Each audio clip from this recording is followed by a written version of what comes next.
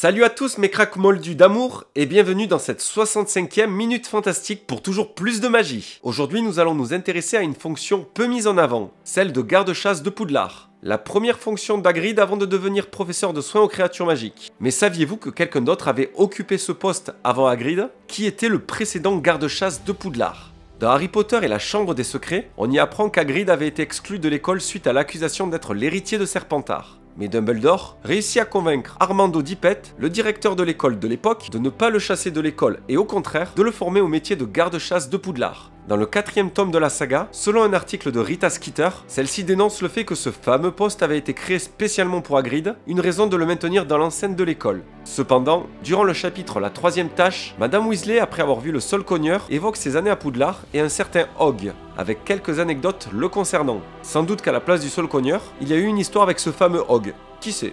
Quoi qu'il en soit, on suppose qu'avant d'être garde-chasse, Hagrid avait été l'apprenti et l'assistant de ce fameux Hog durant plusieurs années, à peu près 20 ans en fonction de la chronologie, avant de pleinement lui succéder. C'est la fin de cette minute fantastique en espérant qu'elle vous ait plu. Moi je vous dis à la prochaine pour une nouvelle vidéo.